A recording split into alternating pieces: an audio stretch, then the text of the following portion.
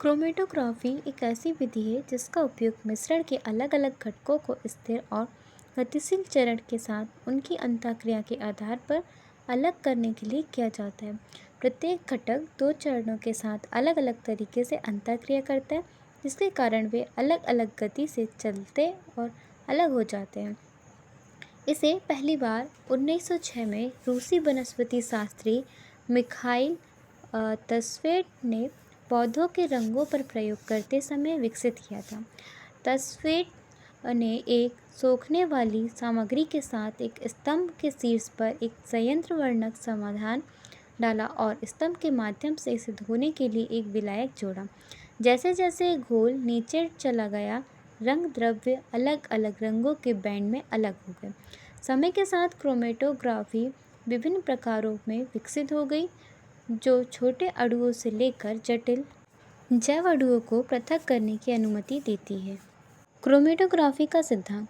Chromatography का मुख्य सिद्धांत यह है कि अलग अलग पदार्थ स्थिर और गतिशील चरणों के साथ अलग अलग तरीके से बातचीत करते हैं और बातचीत में यह अंतर यौगिकों को अलग करता है।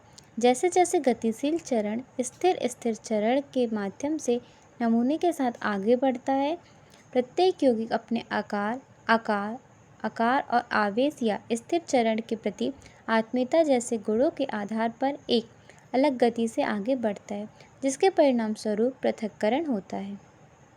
अलग किए गए घटकों को क्रोमेटोग्राम पर चोटियों के रूप में दर्शाया जाता है और इसके अवधारण समय द्वारा पहचाना जाता है कि एक यौगिक को सिस्टम के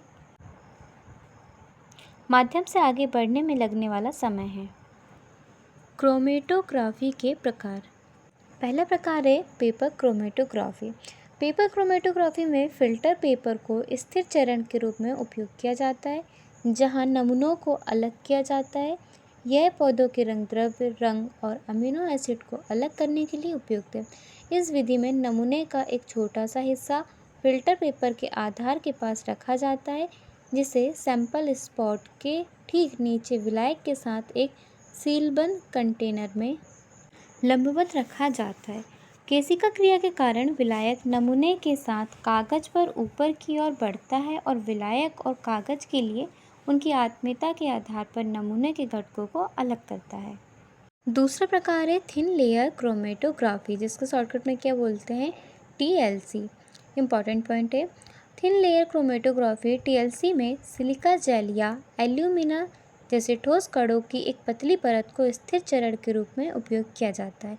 सोखने वाली सामग्री की यह पतली परत एक सपाट प्लेट पर लेपित होती है, जहां पृथक्करण होता है। यह पेपर क्रोमेटोग्राफी के समान ही काम करता है, लेकिन इसमें बेहतर पृथक्करण और तेज परिणाम होते हैं। TLC का उपयोग मुख्य रूप से कार्बनिक यौगिकों को अलग करने और पहचानने के लिए किया जाता है। इस प्रकार से थिन लेयर क्रोमेटोग्राफी का डायग्राम है।